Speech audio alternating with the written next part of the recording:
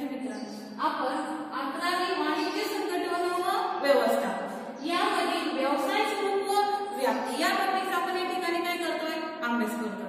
मग या टॉपिकचा अभ्यास करत असताना आपण अगोदर त्या ठिकाणी आर्थिक कृती, आर्थिक हेतुकृती, पेशा म्हणजे काय, व्यवसाय म्हणजे काय, त्याची वैशिष्ट्ये याचा देखील काय केलेला आहे आपण आता अभ्यास केलेला आहे। आणि त्यानंतर नोकरी म्हणजे काय हे देखील आपण कालच्या लेक्चरला त्या ठिकाणी बघितलेलं आहे। आणि आज आपल्याला या ठिकाणी बघायचं की काय व्यवसायाची उद्दिष्टे त्या ठिकाणी काय असतात। मग या आर्थिक कृतीमध्ये आपण सांगितलं की काय पैसे मिळवण्यासाठी ज्या काही कृती केल्या जातात त्याला काय म्हणतात, आर्थिक कृती। मग आर्थिक कृतींचा अभ्यास करत असताना या ठिकाणी काय सांगितलं आहे, पुढचा टॉपिक की व्यवसायाची उद्दिष्टे।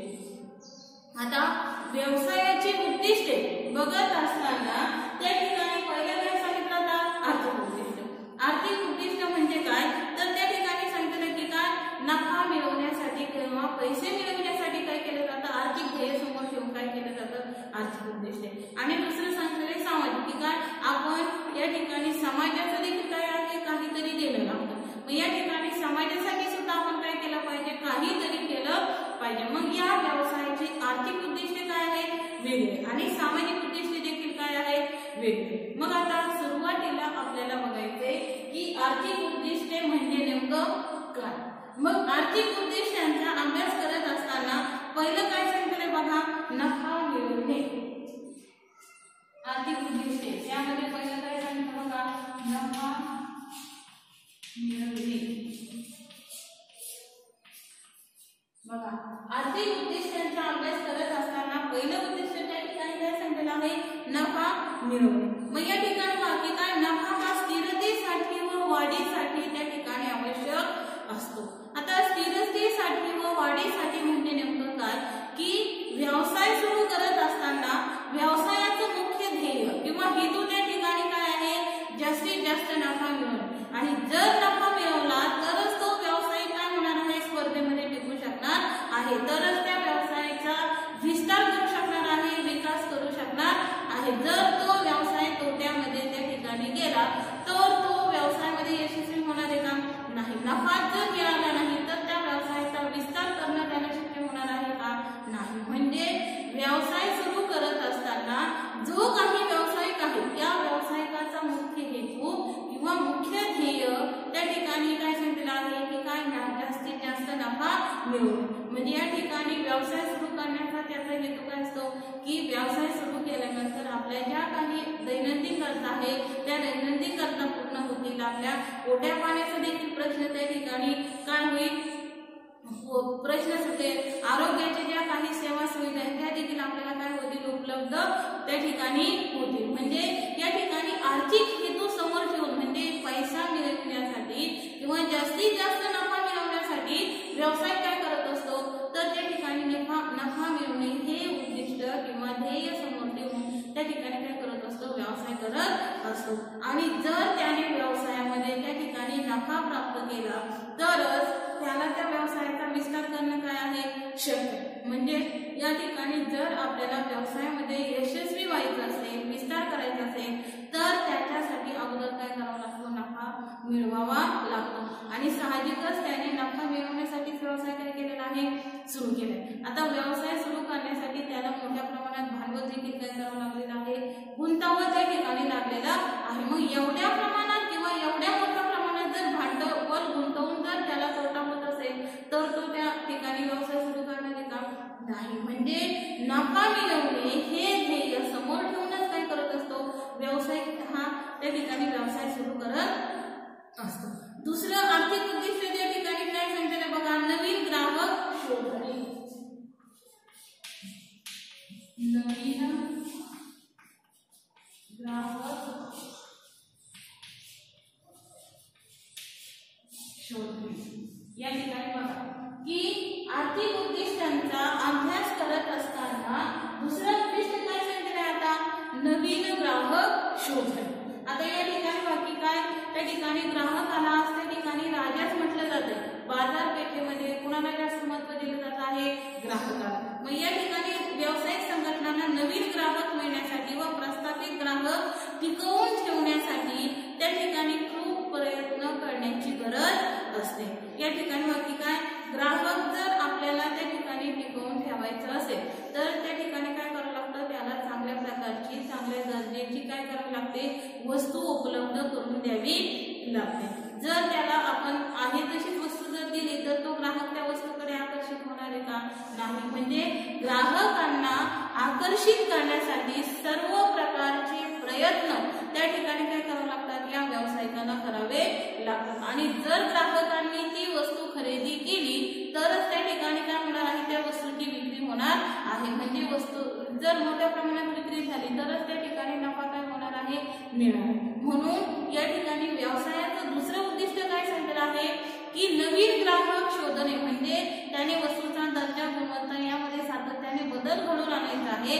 ग्राहकांना जास्तीत जास्त आपल्या वस्तूकडे आकर्षित करण्यासाठी नवनवीन प्रयत्न त्या ठिकाणी करायचे आणि जर ग्राहक आकर्षित झाला तरच तो काय करतो, त्या वस्तूची खरेदी करतो आणि वस्तूची खरेदी केली तरच त्या ठिकाणी विक्रेत्याला काय होतो, नफा होतो। म्हणजे शिवाय या ठिकाणी नवीन ग्राहकांना सुद्धा काय करायचंय, आकर्षित करायचं। शिवाय आपले जे काही जुने ग्राहक आहेत हे जुने ग्राहक सुद्धा टिकवून ठेवण्यासाठी त्याला काय करायचं आहे, प्रयत्न करायचा आहे। म्हणजे ग्राहकांनी आपल्या वस्तूची मागणी जास्तीत जास्त करावी, जास्तीत जास्त वस्तूंची विक्री करावी, खरेदी करावी आणि तरच त्या ठिकाणी त्याला काय होणार आहे, नफा होणार। तरच हा जास्तीत जास्त नफा मिळवण्यासाठी काय सांगितलं आहे की नवीन ग्राहक शोधून काढण्याचं काम या ठिकाणी व्यावसायिकांना करावं लागतं। म्हणजे ग्राहकांच्या ज्या काही आशा आकांक्षा असतात तर त्या पूर्ण करण्याचं काम या ठिकाणी काय करावं लागतं, या व्यावसायिकाला त्या ठिकाणी करावं लागतं। आणि जर त्या ठिकाणी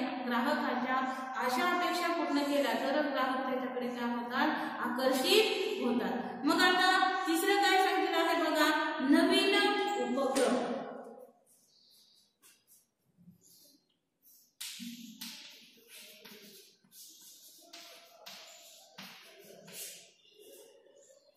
आता नवीन उपक्रम म्हणजे काय, नवनवीन कल्पनांचा त्या ठिकाणी म्हणजे सकारात्मक बदल घडवून आणणे, उत्पादन प्रक्रियेमध्ये सुधारणा घडवून आणणे। म्हणजे या ठिकाणी जर ग्राहकांना आकर्षित करायचं असेल, ग्राहकांना त्या ठिकाणी टिकवून ठेवायचं असेल तर सातत्याने त्या ठिकाणी काय करावं लागतं, वस्तूमध्ये नाविन्यपूर्ण बदल घडवून आणावा लागतो।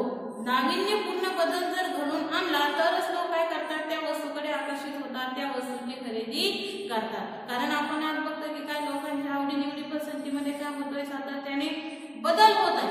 अशा वेळी ग्राहकांना त्या ठिकाणी काय पाहिजे असतं, सातत्याने नवनवीन पाहिजे असतं। मग अशा वेळी आपण जर जुनं ते सोनं धरून चाललो तर अशा वेळी ग्राहक आपली वस्तू त्या ठिकाणी खरेदी करणार आहे का, नाही। म्हणजे आपल्याला जर या ठिकाणी आपल्या वस्तूची विक्री जर मोठ्या प्रमाणात करायची असेल, जास्तीत जास्त नफा मिळवायचा असेल तर त्या ठिकाणी नवनवीन कल्पनांचा आपल्याला काय करावं लागेल, स्वीकार करावा लागेल। म्हणजे या ठिकाणी काय करावं लागेल की वस्तूचा दर्जा गुणवत्ता याच्यामध्ये सातत्याने बदल घडवून आणावा लागेल। आपण बघा की काय एखाद्या वस्तूचं आपण जर नुसतं कव्हर जरी बदललं, कलर जरी बदलला तरी सुद्धा ग्राहक काय करतात, त्या वस्तूकडे आकर्षित होतात। आणि आपण जुनं ते सोनं असंच धरून जर चाललो तर ग्राहक त्या वस्तूकडे आकर्षित होणार आहे का, नाही। आणि ग्राहकच जर आकर्षित झाला नाही तर त्या वस्तूची खरेदी करणार नाही आणि वस्तूची खरेदी झालीच नाही तर नफा मिळणार आहे का, नाही। म्हणजे या ठिकाणी काय सांगितलं आहे की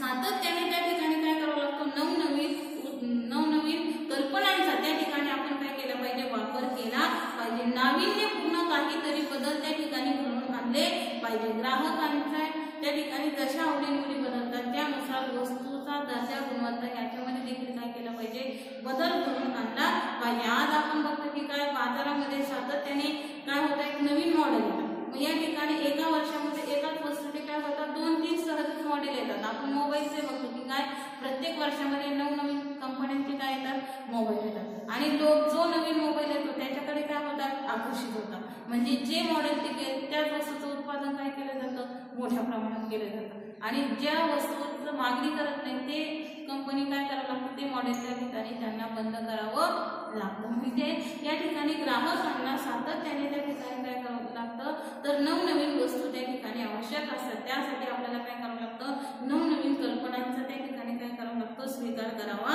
लागतो। त्यानंतर सांगितले बघा की काय उपलब्ध वापर.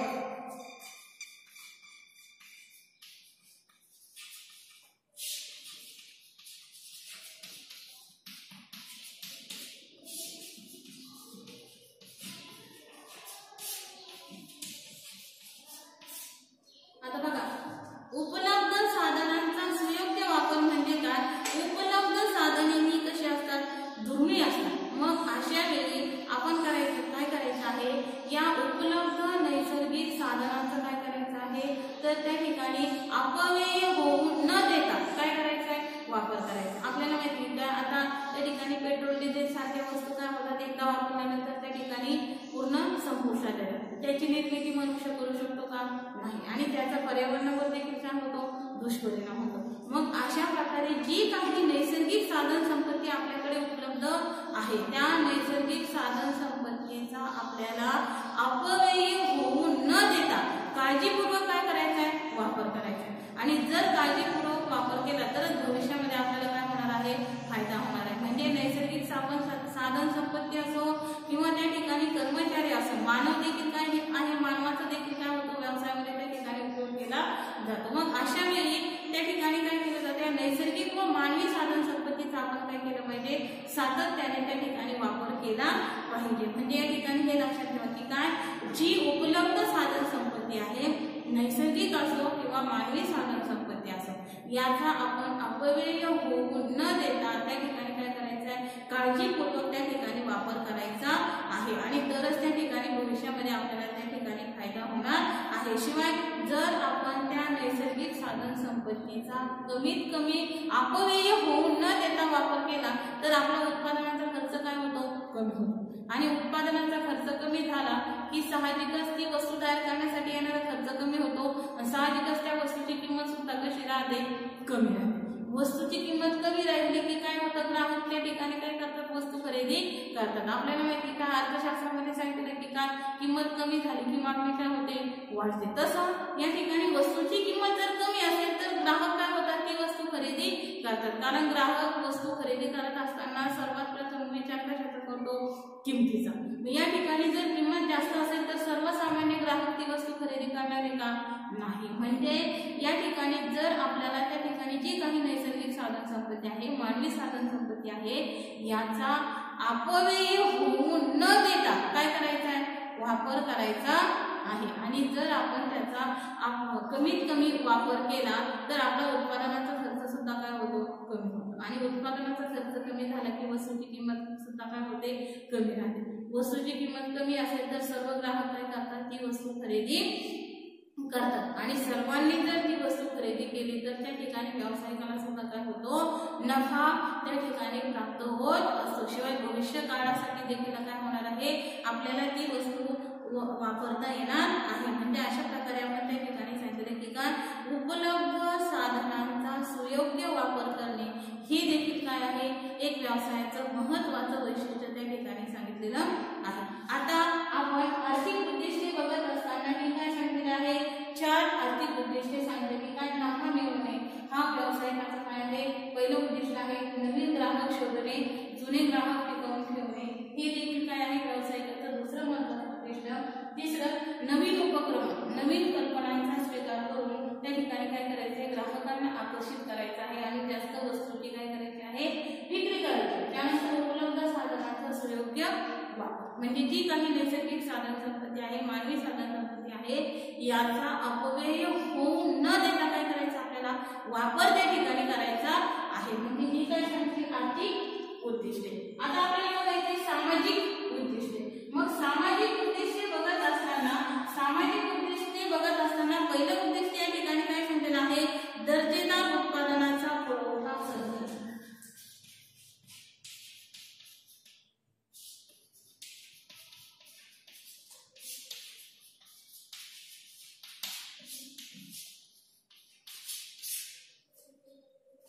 बघा, या ठिकाणी काय सांगितले? आता दर्जेदार उत्पादन पुरवठा करणे. सामाजिक उद्दिष्ट बघत असताना पहिलं उद्दिष्ट काय सांगितलेलं आहे की दर्जेदार त्या ठिकाणी काय करायचं आहे?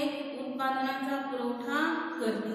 म्हणजे प्रत्येक व्यावसायिकाने जी काही वस्तू तो निर्माण करतो आहे त्या वस्तूचा दर्जा गुणवत्ता कसा असला पाहिजे, चांगला असला पाहिजे.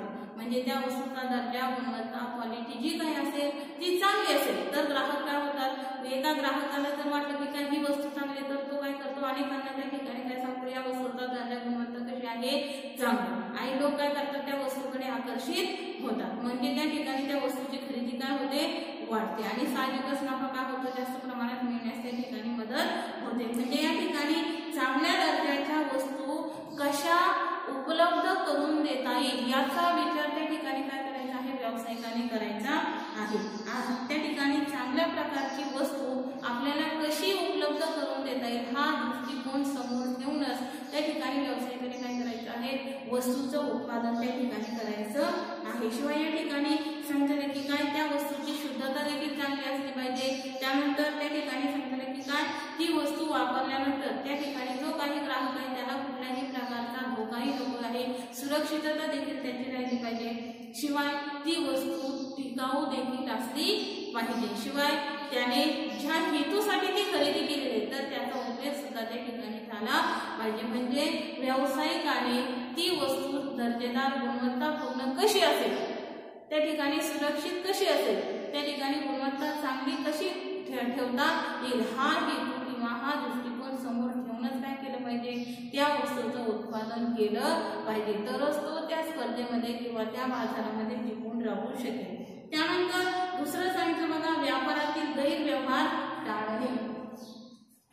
सामाजिक उद्दिष्टे बघत असताना दुसरं सांगितलं व्यापारातील गैरव्यवहार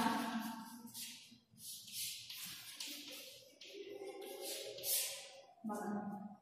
व्यापारातील गैरव्यवहार टाळणे हे सामाजिक उद्दिष्टांमधलं काय सांगितलेलं आहे, दुसरं उद्दिष्ट. मग या ठिकाणी बाकी काय, काळा बाजार किंवा त्या ठिकाणी चुकीची त्या ठिकाणी वस्तूचं वजन करत असताना सुद्धा जेवढं वजन दिलेलं आहे तेवढंच त्या ठिकाणी ती वस्तू भरली पाहिजे. म्हणजे जर त्या ठिकाणी सांगितलं की काय चुकीची वजन मापे असेल किंवा त्या ठिकाणी फसव्या जाहिराती केल्या की काय ग्राहकांना जर आकर्षित करण्यासाठी आपण फसव्या जाहिराती जर केल्या तर अशा प्रकारचं त्या ठिकाणी काय सांगितलं आहे की व्यापारातील जे काही गैरव्यवहार आहे ते गैरव्यवहार आपल्याला काय करायचे आहे, टाळायचे आहे. म्हणजे ग्राहकांना आकर्षित करण्यासाठी त्या ठिकाणी फसव्या जाहिराती करू नये हे देखील काय सांगितलं आहे, उद्दिष्ट या ठिकाणी सांगितलेलं आहे. वजन करत असताना चुकीची वजन मापे देत त्या ठिकाणी नको आहे. अशा प्रकारच्या ज्या गोष्टी व्यापारात गैरव्यवहार येतात त्या ठिकाणी करायला नको आहे. आणि जो व्यक्ती प्रामाणिकपणे व्यवसाय करतो तोच व्यवसायामध्ये काय होतो, टिकून राहतो. कारण ग्राहक सुरुवातीला ती वस्तू खरेदी केली आणि त्याला जर वाटलं की काय ही वस्तू खराब आहे तर तो दुसऱ्यांदा त्या वस्तूकडे वळणार आहे का, नाही. त्या वस्तूची खरेदी करणार आहे का, नाही. त्याला माहिती की काय आपली त्या ठिकाणी काय केलेली आहे, फसवणूक केलेली. अशा वेळी तो त्या ठिकाणी त्या वस्तूची खरेदी करतो का, नाही. म्हणजे जर आपल्याला त्या ठिकाणी व्यवसायामध्ये टिकून राहायचं असेल, नफा कमवायचा असेल, विस्तार करायचा असेल वा व्यवसायात त्या ठिकाणी यश प्राप्त करायचं असेल तर व्यवहारामध्ये जे काही गैरव्यवहार आहेत ते गैरव्यवहार आपण काय केले पाहिजे, टाळले पाहिजे. आणि जो व्यावसायिक अशा प्रकारचे गैरव्यवहार टाळतो तोच काय होतो, व्यवसाय करण्यामध्ये त्या ठिकाणी यशस्वी होत असतो. म्हणजे व्यावसायिकाने काय केलं पाहिजे, गैरव्यवहार टाळणे त्या ठिकाणी काय आहे, आवश्यक आहे. अन्यथा तो त्या व्यवसायामध्ये त्या ठिकाणी टिकू शकत नाही. दुसरं काय सांगितलं बघा, रोजगार निर्मिती.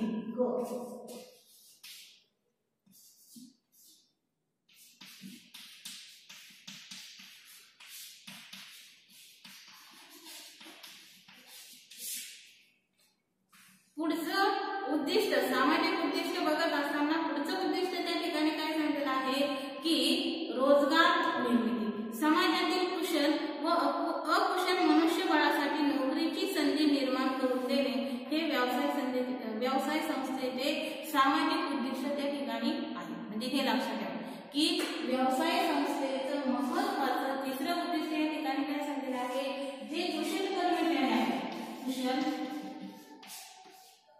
अकुशल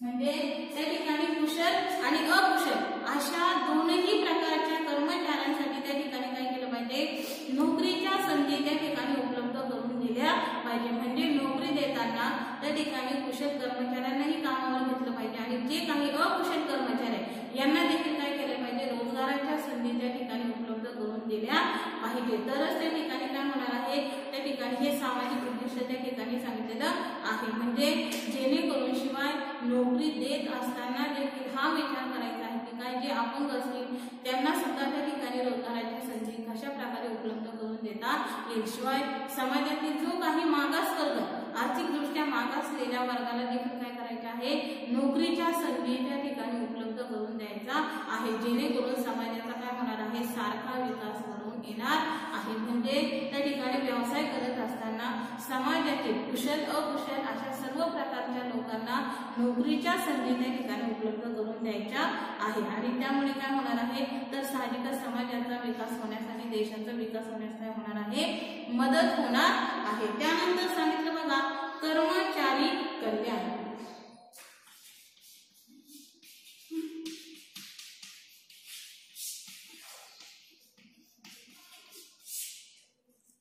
पुढचं त्या ठिकाणी काय सांगितलं आता, कर्मचारी कल्याण. मग कर्मचारी कल्याण म्हणजे नेमकं काय, मग या ठिकाणी काय सांगितलं आहे की कुशल अकुशल कर्मचारी हा काय असतो, एक समाजाचा त्या ठिकाणी भाग असतो आणि या कर्मचाऱ्यांची काळजी घेणं हे एक समाजाचं कल्याण आहे. म्हणजे त्या ठिकाणी कामगारांचे कल्याण साधण्यासाठी त्यांना काय करायचं, आपल्याला योग्य व नियमित मोबदला देखील त्या ठिकाणी उपलब्ध करून द्यायचा आहे. म्हणजे जे कुशल कर्मचारी आपल्याकडे आहेत किंवा अकुशल कर्मचारी आहेत तर जे काही काम करतात तर त्या कामाचा योग्य असा मोबदला त्या ठिकाणी त्या कर्मचाऱ्यांना मिळणे काय आहे, आवश्यक आहे. म्हणजे कर्मचाऱ्यांची पिळवणूक होऊ न त्या ठिकाणी देणे हे देखील काय एक सामाजिक उद्दिष्ट त्या ठिकाणी सांगण्यात आलेले आहे की काय, एक समाजाचे कल्याण कसे होईल, कामगारांचे कल्याण साधण्यासाठी त्यांना योग्य व नियमित मोबदला त्या ठिकाणी देणे आवश्यक आहे. शिवाय ज्या ठिकाणी ते लोक काम करतात ते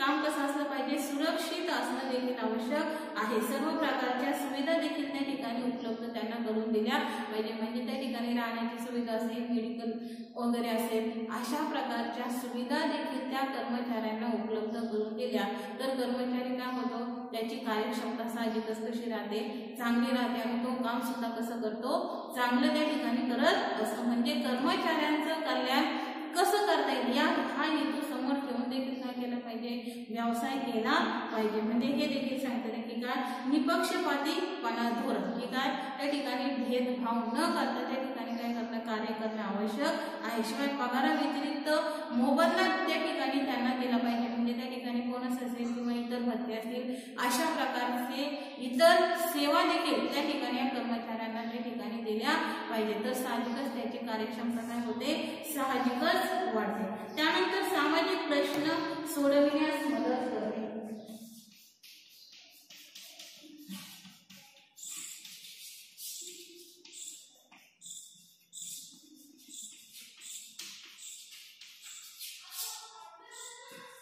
सामाजिक प्रश्न सोडविणे. मग या ठिकाणी काय सांगितलं आहे की वाढत्या औद्योगिकरणामुळे त्या ठिकाणी काय सांगितलं, अनेक सामाजिक प्रश्न निर्माण होतात. वाहतुकीची कोंडी असेल किंवा हवा प्रदूषण, पाणी प्रदूषण असेल, झोपडपट्टी असेल, ह्या ज्या काही समस्या निर्माण झालेल्या आहेत तर या समस्या आपल्याला कशा दूर करता येईल याचा देखील प्रयत्न त्या ठिकाणी आपण केला पाहिजे. म्हणजे आज जर जसं औद्योगिकरण होत आहे, औद्योगिकरणामुळे त्या ठिकाणी वाहतुकीची समस्या, ध्वनी प्रदूषण, त्या ठिकाणी वायू जल प्रदूषण असेल किंवा वाहतुकीची कोंडी असेल, अनेक प्रकारच्या समस्या त्या ठिकाणी निर्माण होत आहेत. तर ह्या एक समाजाच्या समस्या सोडविण्याचा प्रयत्न देखील काय केला पाहिजे, व्यावसायिकांनी त्या ठिकाणी केला पाहिजे. त्यानंतर सांगितलं बघा, शेवटचं सामाजिक कल्याण सहभाग.